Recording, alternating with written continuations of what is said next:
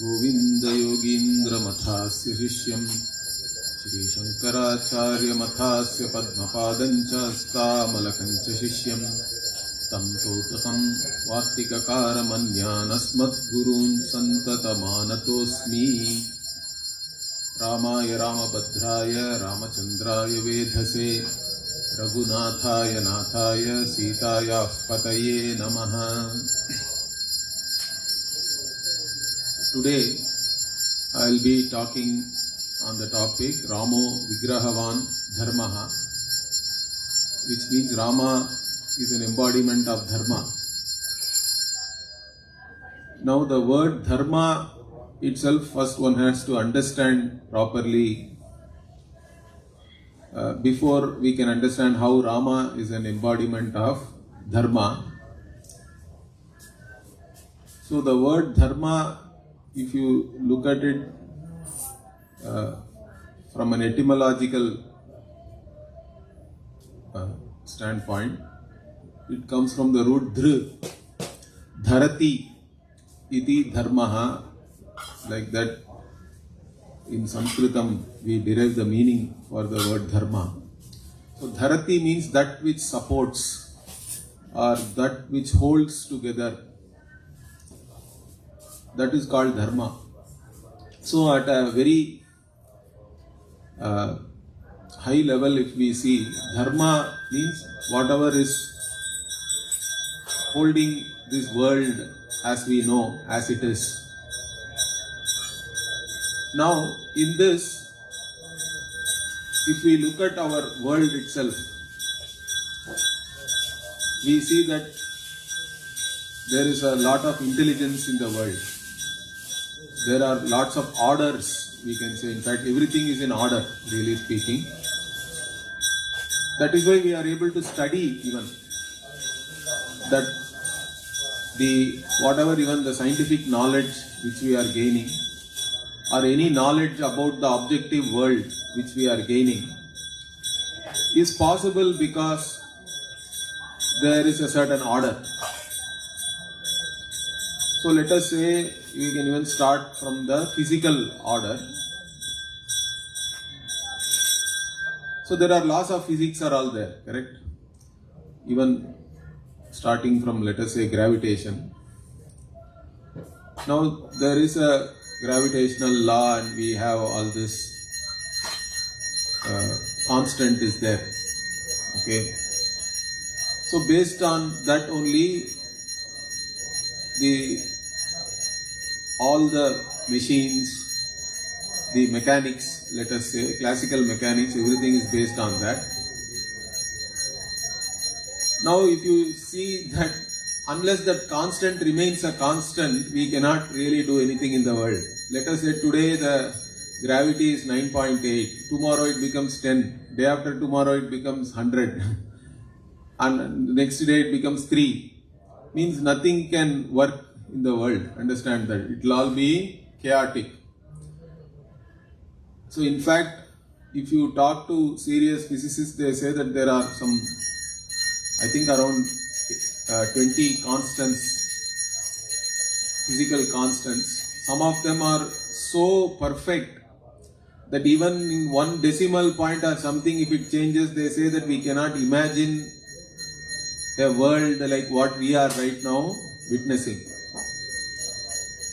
So that means there is a great level of order in that, correct? Unless all these constants remain constant, who is holding all these constants as they are today?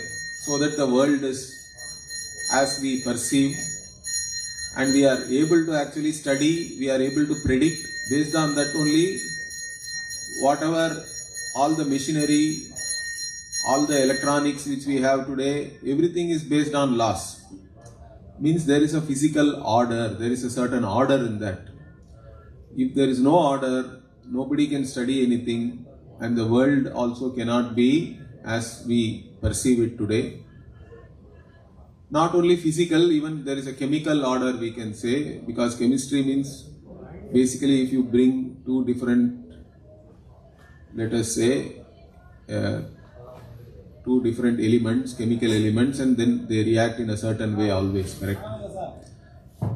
Also there are biological laws are all there, biological order is there, even psychological order is there that way. So if a person is exposed to certain stimuli, then there is a certain type of behavior. So like this we can see that everything is in order in this world, and then this order itself is then looked upon as dharma, because the order alone is holding the world together. So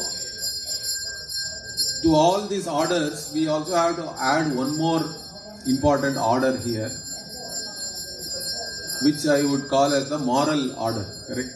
There is also a moral order,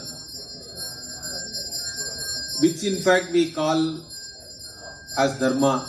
Specifically, if you see, dharma in a wide sense can mean all the orders which we perceive here, which is holding on to the world as it is.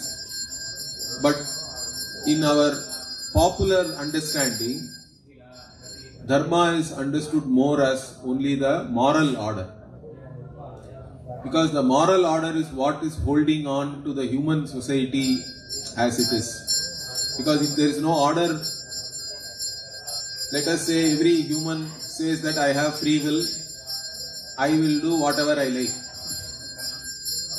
In fact, many people wear t-shirts and all today, correct? My life, my rules.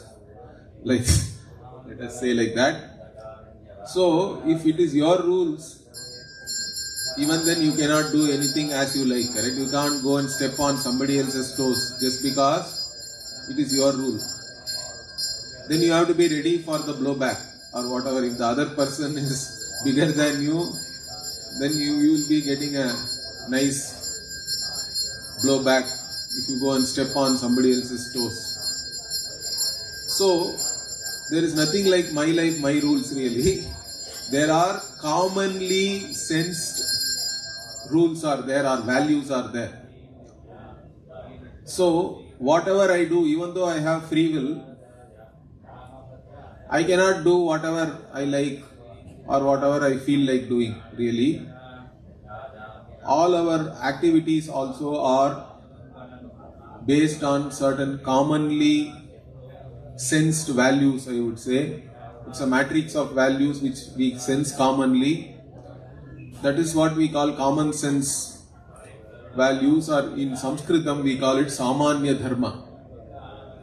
So the commonly sensed values, which becomes the basis for our interaction in the world, is Samanya Dharma, and it need not be taught by anybody to you. Understand that. I don't have to teach you Samanya Dharma, that's why it is Samanya, that it is commonly sensed. And how do we commonly sense that? Because all of us are 100% dharmic with reference to others behaving towards you, correct? You are very clear how others should behave towards you. They should always speak the truth. Even if the truth is harsh, they have to tell it sweetly, in a nice way. They should not threaten you, frighten you, beat you or whatever. There should not be any violence directed towards you. Like this, in every way, you are very clear about your expectations from others. So, everybody is 50% dharmic that way.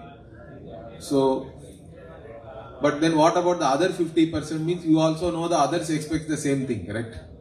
So, that also we all know. It's not that we do not know that. That means this itself becomes a basis for commonly sensed values. That's why in Samanya Dharma we say Satyam, Vada, Dharmam, Chara. All these things are there, correct? You tell the truth. Ahimsa, Paramo Dharmaha and all we say even there. Non-violence is the most important dharma for us. So like this, we have commonly sensed values which are Samanya Dharma. But not only that, we also have Vishesha Dharma, we say. Okay, Vishesha Dharma means it is contextual. And even contextual or Vishesha Dharma also, most of us know that. Of course, a particular country's laws are also included in that. The Desha Kala means the context includes the Desha and Kala. In that, of course, a particular place will have its own laws, etc., depending on which country it is. And sometimes we may not be aware of that also, which is fine. But largely, the Vishesha Dharma includes what I would say are role-based duties.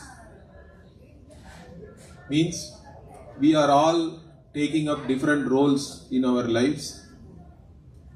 In fact, that's all. Our entire life is basically playing different roles. So as soon as you are born, you are a child. Child also is a role. But as a child, you don't have any big duty other than being alive, I think, and eating whatever is given to you. Because as a child, you are totally helpless. But you are provided everything. But as we grow up, even if you are a son or a daughter, you have a certain duty towards your parents. Once you become a student, then you have a duty as a student to learn. Learning is the main thing. Then as you grow into an adult, then we take up many more roles. Of course, you are a citizen of a country means then there also there are duties are there as a citizen. Then as a spouse, you have your own duties. As an employee, you have duties. Like this, all the different roles we take up, they come with certain duties. So this is what we call ashrama dharma in our tradition, because depending on the stage of your life, you have certain duties. Because in different stages you take up different roles, and those roles come with duties and you are expected to do that. And that is also part of your Vishesha Dharma. Ashrama Dharma is there. Then we also had Varna Dharma also. Now Varna Dharma has become more controversial nowadays, but we cannot totally get away from the Varna and Ashrama Dharma, because Varna again means your tendencies. Everybody does not have the same likes and dislikes or the same capabilities and tendencies to do certain things. So some people are naturally inclined towards certain things, and depending upon what profession or occupation you are choosing, there also you have your own duties. So if you become a soldier, you have certain duties. You cannot become a soldier and then go to some whatever battlefield and say I won't fight anymore because ahimsa paramo dharmaha. Like that you cannot say. Once you have become a soldier, you are expected to fight. Even if you have to do violence, you are supposed to do that, because you have taken protection as the main dharma for you. In fact, for a Kshatriya dharma, protection is the main thing. This comes even in Ramayana. In fact, Vishwamitra takes Rama and Lakshmana, correct? Actually, Dasharatha does not want to send his sons, and he says, I won't give you to Vishwamitra, that I won't allow Rama and Lakshmana to come with you. Then Vishwamitra actually makes a sarcastic comment at that time. If you read the Ramayana, it is interesting. He says, okay, then you live in your palace. We know how well you will keep up your word and all that, something like that. Then Vashishta only intervenes and then gives him counsel and says, no, you have to send Vishwamitra. Is a great rishi, and your Rama and Lakshmana also will learn so many things. So like that, only when Vashishta intervened, Dasharatha sent them. And then one of the first assignments for them was to kill Tataka. Okay. Now she was creating a lot of problems, but she was a woman, correct? Now one of the Kshatriya dharma, at least in those days, was that the Kshatriyas won't kill the women. Okay. But then Vishwamitra actually teaches them, see, that may be there in general, that we won't attack somebody who is defenseless or who is weak physically, etc. But in this case, that's not true, correct? Even though Tataka is a woman, she is actually killing so many people, creating a lot of nuisance.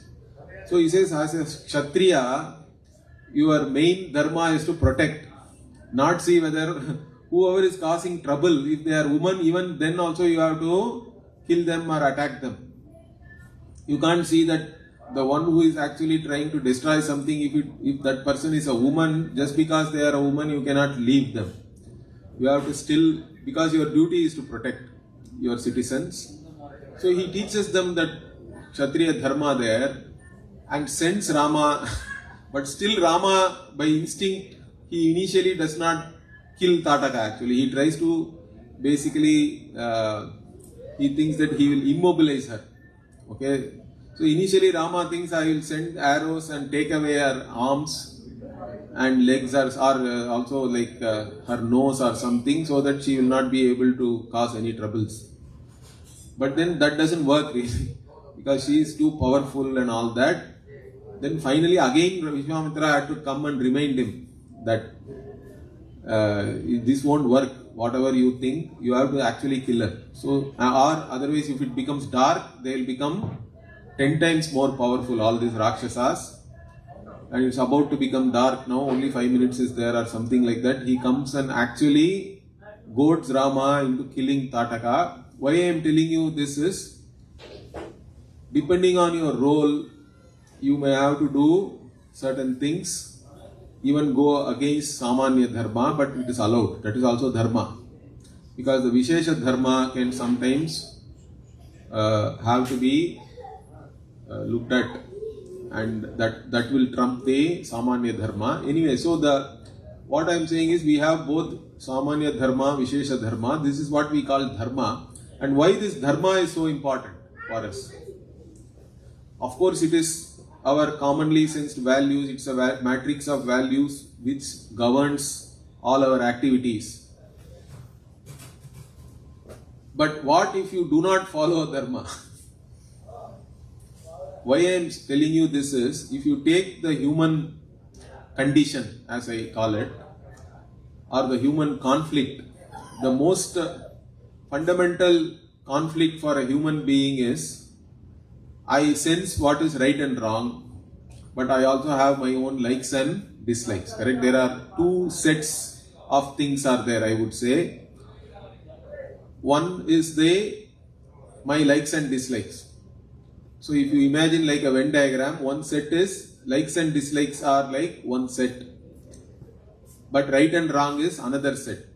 And again, what we have to understand is, you cannot say I did not know this is wrong or I did not know what is right and all that. Everybody knows what is right and what is wrong. We all sense that. That's what we call conscience also sometimes. Or in Indian languages we call it manasakshi and all that. Okay, so we have a conscience, we can sense what is right and wrong mostly. Assuming you are confused, there are dharma sankata situations are there. In all our Puranas, Mahabharatas, Ramayana also, dharma sankata is presented. Even then you are supposed to get clarified. If you are confused yourself, as a human being, you have a responsibility to get clarified what is right and what is wrong, either from your elders or from your gurus. So you can never claim ignorance as a defense even in a court of law, correct? You can go to a new country, even if you don't know the law and you make a mistake, the judge may still pronounce that you are guilty, but the sentencing maybe he may give some leeway, but generally ignorance cannot be a defense anywhere. So we all know what is right, what is wrong. That is one set. There are our own likes and dislikes. Another set is there. Now wherever this overlaps, correct, in a nice way, everybody is spontaneously dharmic. That means if what I like is what is right, I have no problems or no conflicts. Similarly, if what I do not like is the wrong thing, also I have no problem. Everything is spontaneous. I can be dharmic, I can be happy. But where does the conflict come? Means, so somebody said whatever I like is either illegal, immoral or calorific. Correct? So that is the human problem. Means we have our own likes and dislikes which are pressuring us on one side. And also there is a certain idea nowadays that to be successful means I have to fulfill all my desires, all my likes and dislikes. If I fulfill, then only I am successful. Now that idea of success itself is a problem really. In fact, it will only lead you to psychological problems, because even the most successful person in this world will not even have 5% of his desires fulfilled, really speaking. Because even if your own life, if you look back and audit all the desires you had and how many you got fulfilled, means it is like baseball players average, I think. Correct? It will be in some 0.2 and things like that. So that is the reality. So if you make a metric like that, you are actually gearing yourself for failure only. You are setting yourself up for failure if you say that success means I have to fulfill all my likes and dislikes. That's not going to happen. That's not realistic. It's not practical. Then what is success? What is success according to our tradition? Okay? Success means you do the right thing in spite of your likes and dislikes. Are you able to do that or not? Success depends on that. So Bhagavan, even in the Gita, he says, Swakarmana tamabhyacha siddhim vindati manavaha. Like that in the 18th chapter in the Bhagavad Gita. Means you have to do swakarma. Means whatever is to be done has to be done. Whatever is to be done means the right thing, of course. Because as I said, every role comes with duties, and those duties are all kartavyam, we say in Sanskritam. Means kartavya means what is to be done. So we all know what is to be done and what is right. And in spite of that only we do something wrong because we are pressured by our own likes and dislikes. Now that is the human problem or the human conflict. So our Shastras tell that you have to be the master of your own likes and dislikes. Then only you are successful. Otherwise you are only a slave of your own likes and dislikes. If you are pressured by that and you are ready to do even wrong things, correct? You are ready to cut some corners because it is convenient for you, means that's a problem. In fact, it is a problem in many levels. That's what I want to make you understand here. And in Rama's life, if we see, he always held up to the highest ideals. Okay, whatever is right, even though it was the most difficult thing, he did that. That's why Rama also, we can relate a lot more with Rama, because Rama is presented as a human only by Valmiki. Of course, as an avatara also, due to the whatever boon which Ravana had, he had to be born as a human being. But even then, he was not presented as like a Superman. In fact, if you read the Valmiki Ramayana properly, you will see that Rama had all the kinds of whatever tendencies which we have normally as a human being. Correct? He underwent lot of pain. He was so sorrowful when Sita was taken away by Ravana. He was crying to every tree, like that and all. Valmiki says, if you read there, he was crying to the trees, asking them where Sita is. And I am ready, and many times he says, I am ready to give my life. And Lakshmana had to intervene sometimes, like that, okay. So that means he had a lot of sorrow. And in fact, he was very happy also when, initially if you read, when Dasharatha said that he will be the Yuvaraja, he was happy.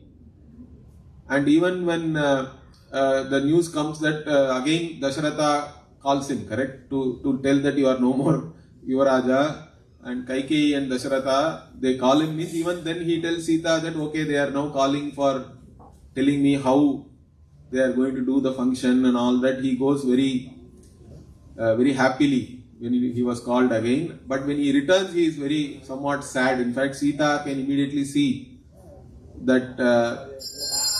So that means he also had all the emotions like any other human being, but he rose above all that and always did whatever is right in a particular situation. Again, what is right in a particular situation also can be very complicated, particularly if your roles are like that. Because the duties of one role can sometimes conflict with the duties of another role. Then what is the guideline there? What do we follow? See, even if you take Lakshmana was so devoted to Rama that he was ready to do anything Rama said, even though he had his own problems. Okay. In fact, when Dasharatha tells Rama to go to the forest, he was ready to kill Dasharatha. Actually, Lakshmana tells that in so many words. This Dasharatha has gone mad. He has become too old. He doesn't know what is right or wrong. And we should not be really doing all these things. We are powerful people. We have our own bows and arrows and all that. Why are we even having this if we are not able to use it now? Like that, but he still said, if you give me one word now, I will clean off all these people and then you will be the Raja immediately. Like that he says. But then Rama had to pacify him a lot. He says, no, whatever word our father has given, we have to fulfill that. Even though it is difficult and we have to go to the forest and all that, we will do that.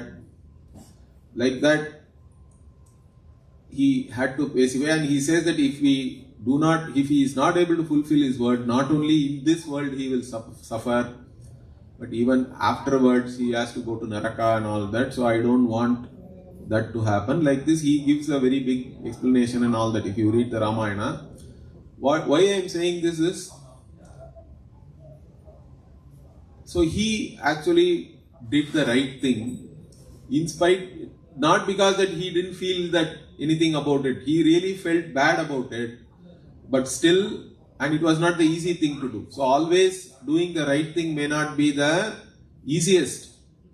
But what we have to understand is, once you have done the right thing, you will feel good about yourself. Correct? So doing the right thing may be the most difficult thing. It may be the hard way out. But once you have done it, you always feel good about yourself.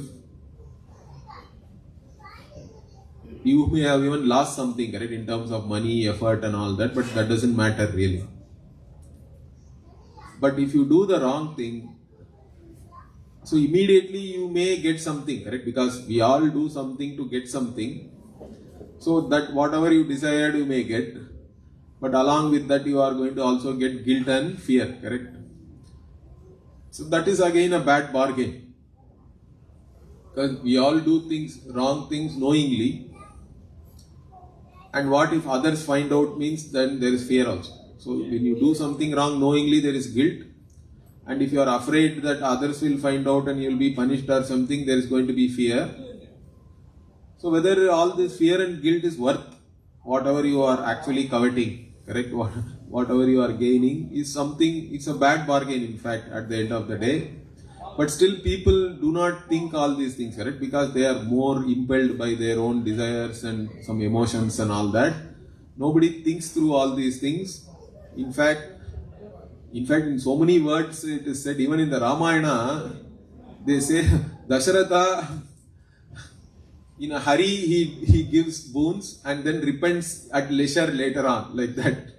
So like that, people do things in a hurry and then repent at leisure later on, which is the problem, correct?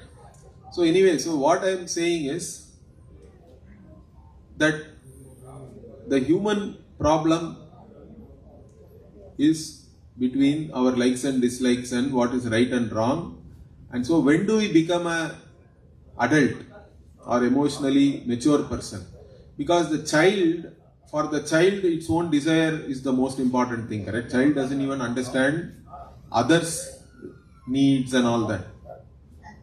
Child doesn't understand. Child's ego is so big that there is no other ego there.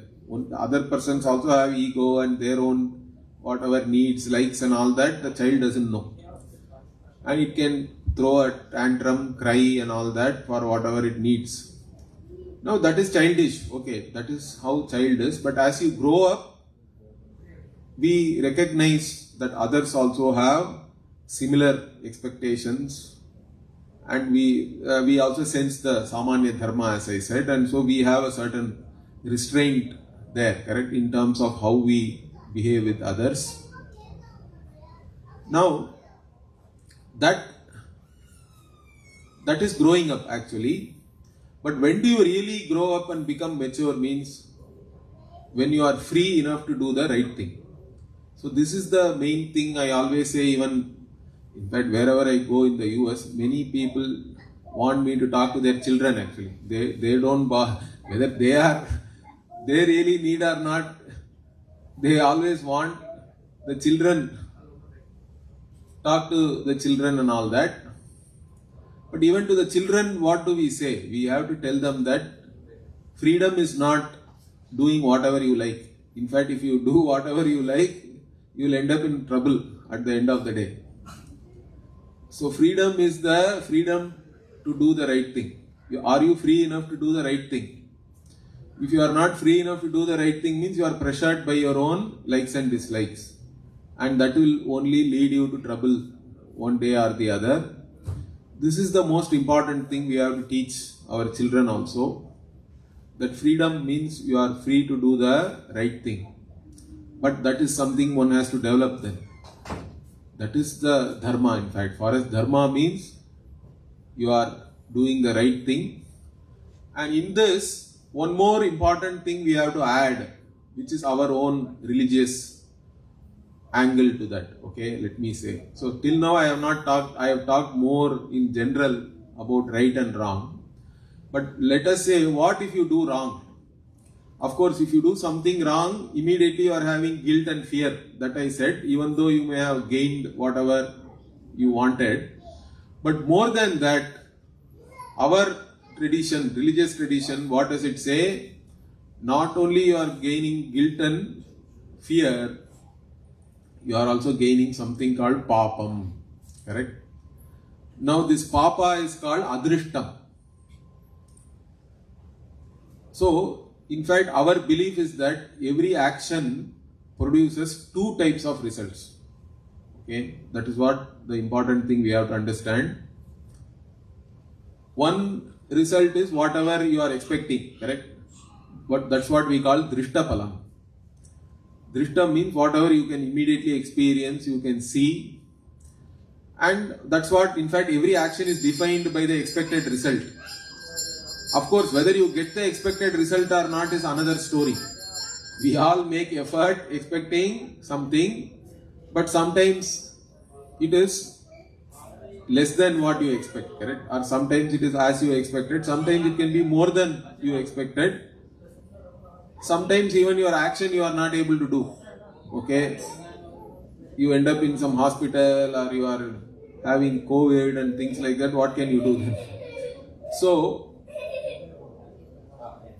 the effort part, we are all very capable. We are capable to put in effort, but nobody can guarantee any results, correct? Because the results are not just a function of your effort alone. There are many more things which are involved in that. And that is what our tradition, we say that unknown factor is the papa or punya also we say. So we have two things. Two adrishta, correct? The drishta is whatever you experience, but depending on what you did is right or wrong, you also gain papa or punya. That is what is called adrishtam.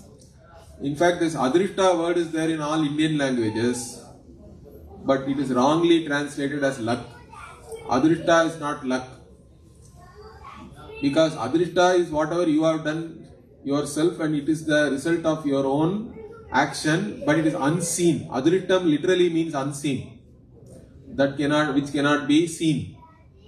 But it accrues to you. Okay, you cannot see it even with microscope. Okay, there is no science. Don't ask me what is the science behind Papa and Punya. There is no science here. It is our religious belief, but it is very believable belief. Understand that. Why? Because it goes along with our human experience. Because my human experience is that whatever effort I may put in, the results can be fourfold. I cannot guarantee the results. That means some other factor is working.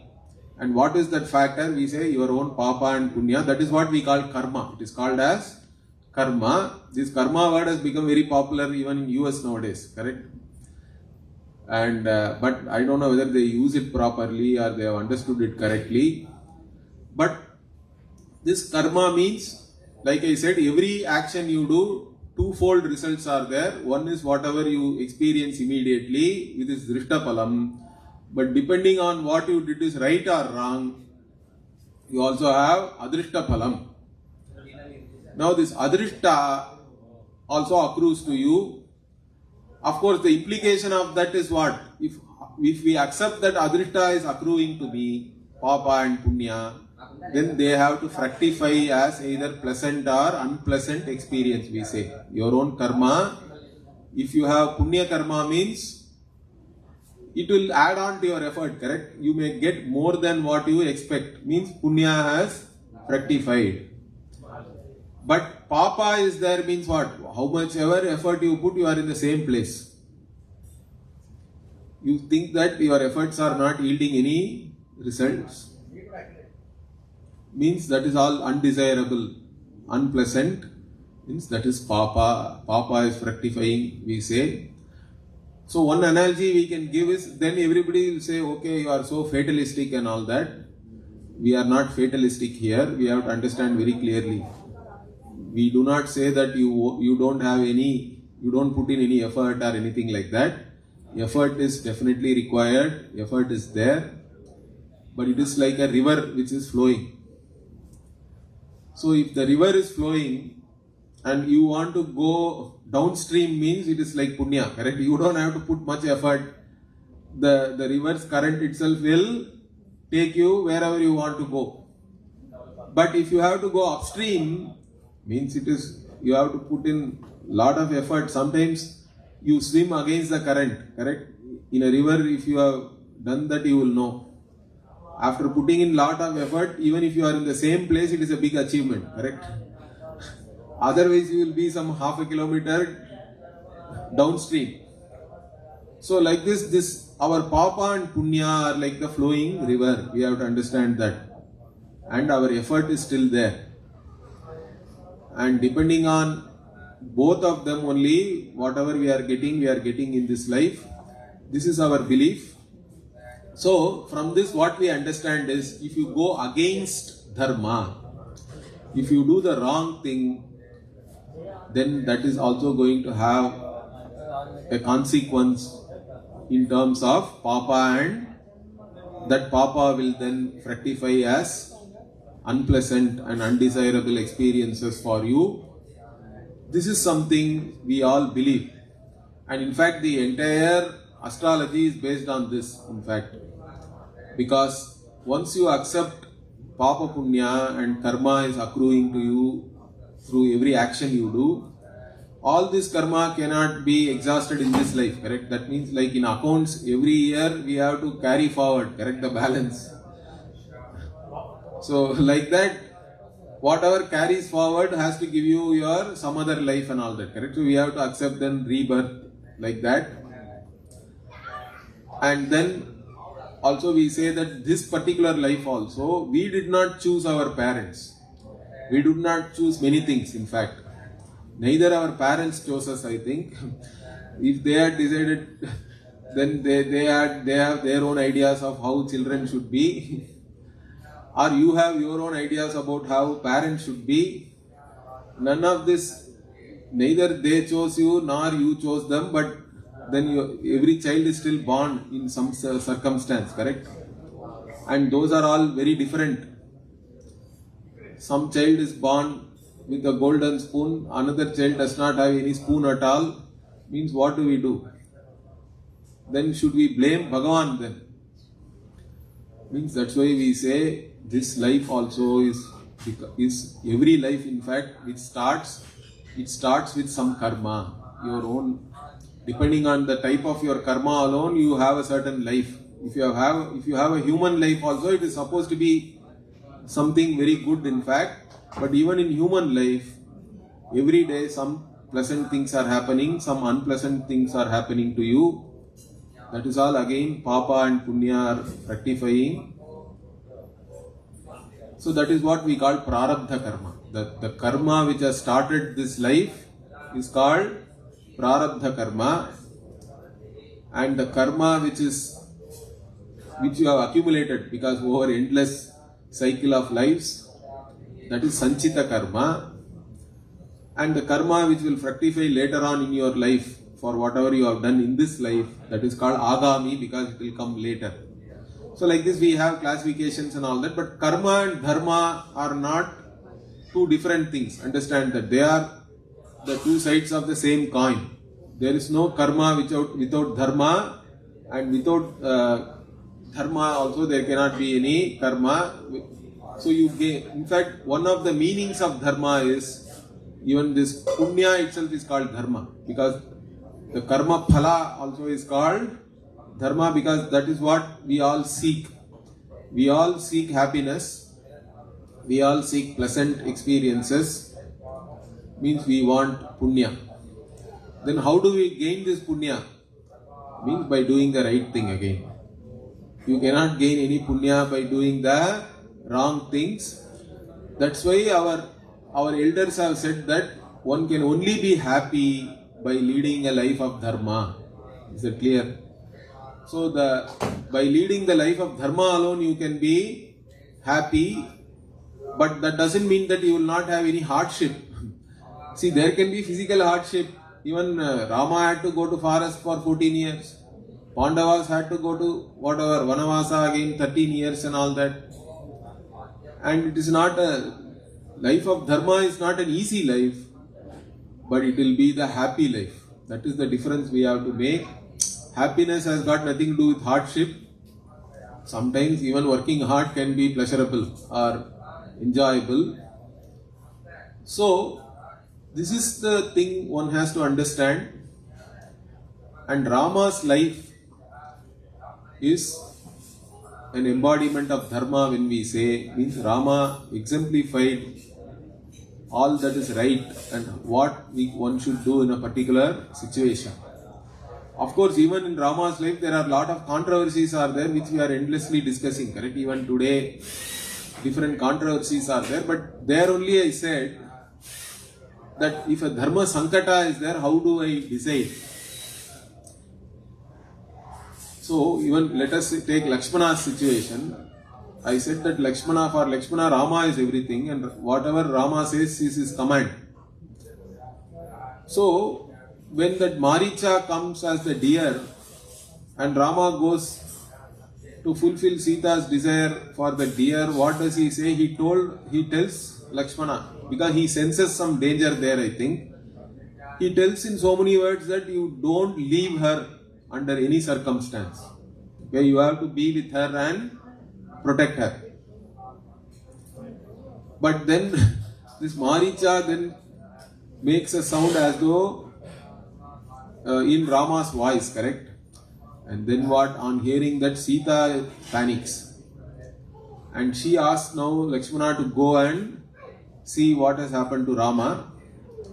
But Lakshmana is very clear. He says, no, nothing can happen to Rama. Don't you know how great Rama is? Nobody can do anything to him. I won't go anywhere. But she was so attached to Rama that then she starts abusing Lakshmana. Actually, if you read that portion in the Ramayana, it is very interesting. Then she tells him, somehow she wants him to go, correct? So she tells him, no, you are actually after me. She tells all those things also.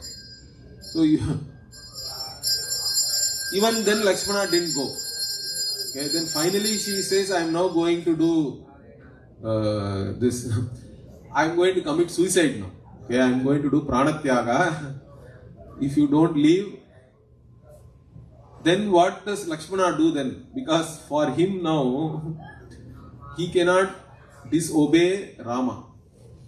But then if he stays there now, you cannot say all this Rajput women, they can do anything, correct? Kshatriya women are, they have a certain mind. Once they are set on that, they can even give up their life. So then even though he knows it is wrong, he thinks that it is the lesser evil or whatever, and then he goes. And then he finds Rama is fine. Then he tells Rama whatever happened, thinking that maybe Rama will say, okay, whatever you did is fine, even I would have done like that and all. But Rama doesn't say that. In fact, in that page he says, whatever you have done is wrong. Why did you come? Even if she had told you that I will give up my life, you shouldn't have left that place. You should have been there only. So he didn't console Lakshmana or anything. He said that what have you done? You have done something very wrong. Like that, for Rama, it didn't matter all this sentiment or emotions and all that. Whatever is right, whatever is wrong is wrong. He told that to Lakshmana even in that situation. So why I am telling is, there can be very difficult situations like this. Even in that, are we able to hold on to what is right? Also, one general principle which is given both in Ramayana and Mahabharata is what? When there is some conflict, correct, between different roles and all that, means one guiding principle is that your own interest is there always, but then there is an interest of your family, then there is an interest of your community, and there is an interest as a whole nation and whatever, the whole world, correct? So always we have to consider the larger interest. And even if some duties of different roles are conflicting, then you have to go along with the larger interest. So in the interest of a family, one person can be sacrificed like that and all. There is a verse, even there is a verse there. Then in the interest of a village, one family can be sacrificed. In the interest of the nation, one village can be sacrificed like this. So the larger interest also one has to see. And once you are a public person, a king and all that, again, whatever your citizens think is very important for the king. So that means that kingly duties can trump the duty of a husband and all that. So that is where all these controversies in Rama's behavior are all there, correct? So we have to understand then what role he was playing really, or from what standpoint did he say certain things. So dharma that way can be very nuanced, and still by reading Ramayana and all that through the stories we can assimilate all that very easily, because all you have to do is see what Rama has done in a particular situation or what Rama would have done even in your own life. We can think like that and try to live up to that ideal. Of course, we may not always succeed in that as human beings, but still having Rama as an ideal, Sita as an ideal, or Hanuman as an ideal, all these things are very important for us. So that is what has guided us as a civilization. Our culture, everything is based on this. So this is how Rama is still living amongst us in the form of dharma itself. In fact, the topic I gave is Ramo Vigrahavan Dharmaha is not my topic or anything. It comes in the Ramayana itself. And the interesting thing is, this is said by Maricha to Ravana. Maricha is describing Rama as an embodiment of dharma. And he actually warns Ravana that don't do anything or don't go coveting after Sita, because Rama is not an ordinary person and he is very powerful he is a great warrior and all that.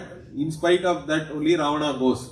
So this particular description of Rama, you will be surprised to know, is not directly said by Valmiki or Narada or somebody like that, but it is actually coming from the mouth of Maricha in the Ramayana. If you go and see this. So this, like I said, we are taking Rama, the character, as an embodiment of Dharma, but in our understanding we have to actually flip it. That's what I would say. For us, Dharma is a manifestation of Bhagavan. That is the most important thing we have to understand. Because, as I said, Dharma in a larger sense means all these orders, correct? Including the moral order. And it is, for us, it is not separate from Ishvara or Bhagavan. Why? Because our vision of Bhagavan is like that.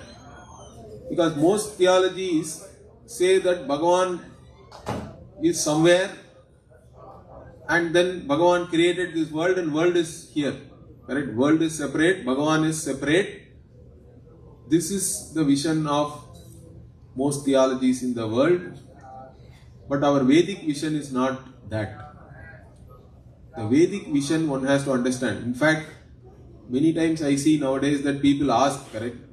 Or in US also, recently in one TV interview, somebody asked some temple committee people and all that. They were doing some Brahmotsavam. So one TV anchor asked, what is your religion? Can you tell us? Then that person was not able to articulate. He was just saying it's a way of life. And that's all he was able to communicate.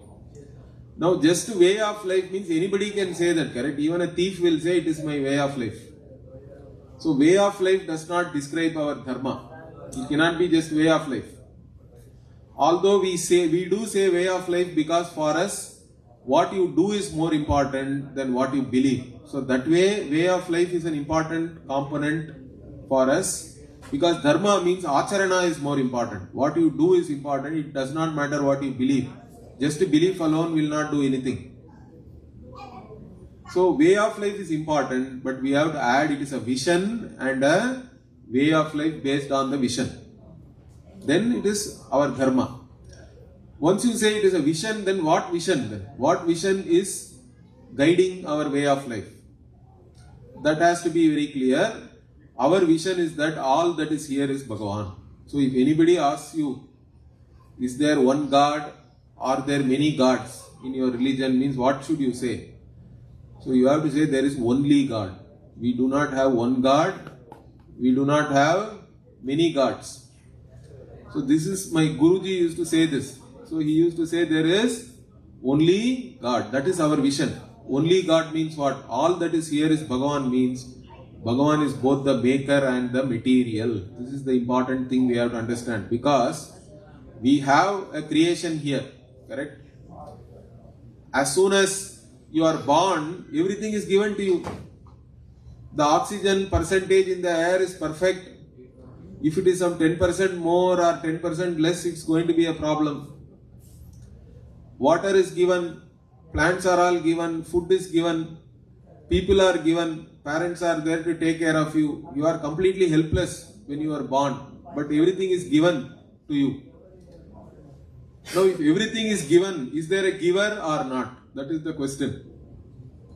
So, do you recognize the giver in the given or you don't recognize that? If you recognize the giver, that giver is Bhagavan for us, correct? Because if you accept that this world is a creation, then you have to accept there is a creator, there is a giver. But even there is a problem. Because most theologies just say that the giver is sitting somewhere else. It is like a potter, correct? You buy a pot, the potter does not come along with the pot, correct? Potter is separate, pot is separate.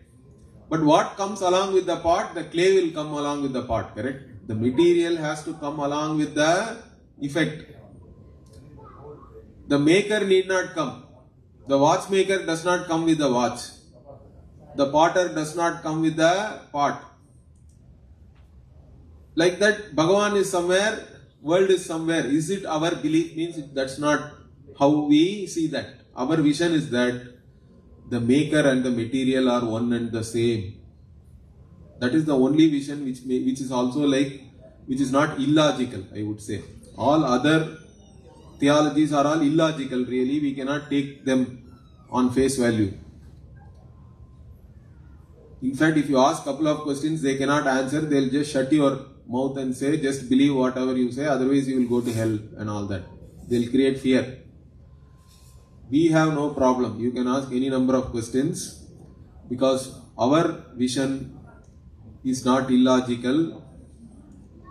We say that the maker and the material are one and the same.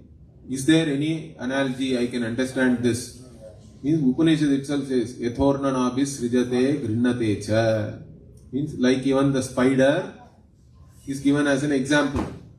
Spider is both the maker and the material, correct? Spider makes the web and it can even roll that web back into itself if it wants to. So spider is given as an example, dream is given as an analogy. All these things are there for you to assimilate this vision. So once we say maker and material are one and the same, whatever is available here, all these things are not separate from Bhagavan for us. Everything is sacred for us. And then if you say all that is here is Bhagavan, then it is a matter of no more a belief. It is something to be understood. That's why we have a Guru Shishya Parampara. It is a knowledge tradition. It is not a faith tradition. We don't have a faith tradition. That's why we cannot preach this. Although some people are preaching it on traffic lights and all that. But really speaking, our Dharma cannot be preached like that because it is not just a belief system. It is more than belief. We have to have a certain understanding of this vision and then see the reality of that.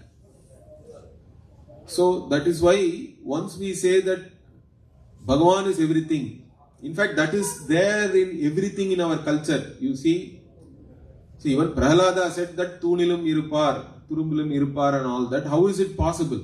If my Narayana is there in a pillar, he is there even in a dust, like that Prahlada says, correct? In the story. This story all of us have internalized this. Means Bhagavan is there everywhere, all pervading. Means Bhagavan cannot be away from me also then. Everywhere includes my own body, mind, sense complex. So all that is here is Bhagavan. That is the vision. And this is a vision which has to be assimilated and understood. And the more you understand this, the more free you will be also. Because why I am saying is, if all that is here is Bhagavan, then all the orders here are also Bhagavan. Understand that the physical order is Bhagavan, chemical order is Bhagavan, biological order is Bhagavan, psychological order also is a manifestation of the same Bhagavan. And Dharma, moral order also is a manifestation of the same Bhagavan. It is not given by Ishvara or anything. It is not like 10 commandments which God has given. What we are saying is Bhagavan is manifest as the very Dharma for us. So although I say Rama is an embodiment of Dharma, but really speaking Dharma is a manifestation of Rama, we have to say. The other way around we have to understand also. And that is why whenever you do something right, you are in harmony with Dharma, you are always happy. Understand that.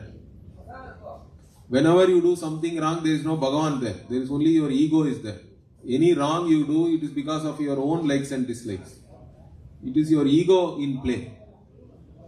But whenever you do something right, you are in harmony with Bhagavan because you are in tune with the order which is already there. Then you are always going to be happy only. So being dharmic means you are really a happy person. But people do not realize things like this, and you are anyway overtaken by your own passions, your own attachments and whatever likes and dislikes and emotions. Means if you are overcome by all that, you can always do something wrong and then repent for it at leisure, like I told you. So that is why understanding this, the Rama as an embodiment of Dharma and learning from Rama's story is one part of that, our growth. But the other important thing we also have to understand is what? Rama is manifest as the very dharma which we are sensing and which is supposed to guide our life. And we have to make all effort to be in tune with that dharma so that we can be in harmony with Ishvara.